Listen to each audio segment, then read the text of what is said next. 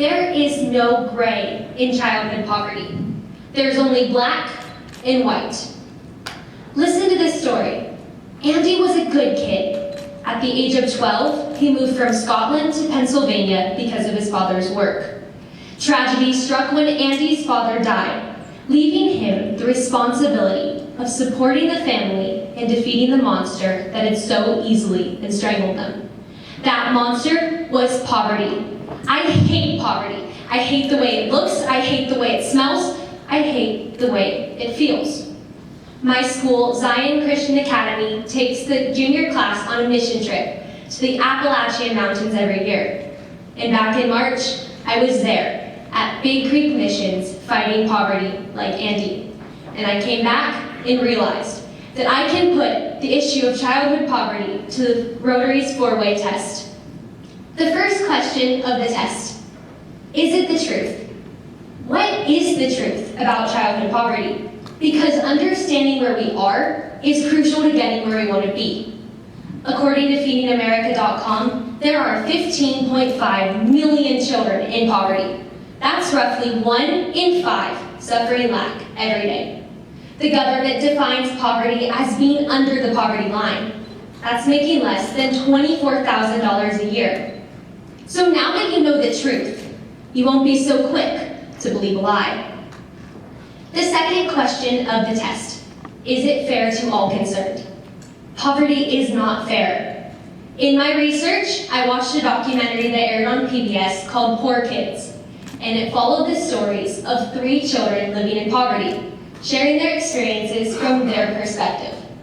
One of the girls' names was Brittany, and she said something that I will never forget.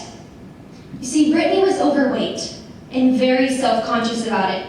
When asked about her weight, she shamefully said that her family was not able to afford the healthy food options, and therefore had to settle for the less expensive but less nutritious food options. It baffled me that in a nation that is so health conscious, healthy food is still out of reach for those who are poor.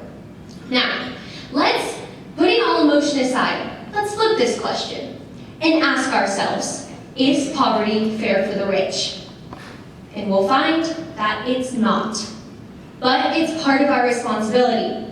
While I'm not advocating for a socialist America and a healthy relationship, there's give and there's take.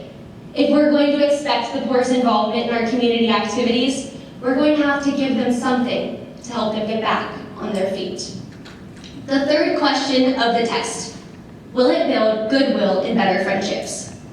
Poverty destroys relationships, starting with the relationship between the child and the parent, as the child becomes a financial burden, moving on to the relationship between siblings, causing tension in the home, and lastly, finding itself in the middle of the most important relationship in a household, the relationship between the husband and the wife, causing the risk of divorce to skyrocket. Poverty destroys relationships.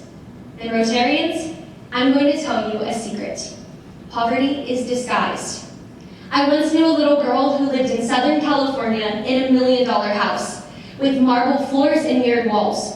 But that same little girl watched as every single piece of furniture was sold to provide money for food and gas. We must learn how to detect poverty and form relationships with those people. The last and final question of the test, is it beneficial to all concerned? Poverty does not benefit anyone. But there is a solution, and that solution is education. The word education comes from the Latin root educare, which means to raise. And quite literally, education is what's going to raise up children out of poverty. But we must reform the educational system in its totality, not only in academics.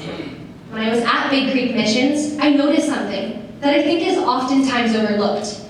That the cleanliness of schools directly impacts education because too many absences cause rifts in a child's learning. So what if we were to send in a group of people solely devoted to cleaning schools and making them germ-free? I think that we would see an increase in a child's success and eventually a decrease in childhood poverty. Do you remember Andy? Well, with the help of those who knew the truth, who realized it wasn't fair, who strove to build good relationships with him for the purpose of benefiting his life, Andy became involved in the arts, in music, in theater, and eventually, the railroad business. Today, Andrew Carnegie remains the second richest man in American history. And do you remember that little girl, the one who lived in the house with the mirrored walls and the marbled floors? Well, that little girl was me. But here I am today speaking to you. Rotarians, you started with polio, so why don't we finish with poverty? Because there is no gray in childhood poverty.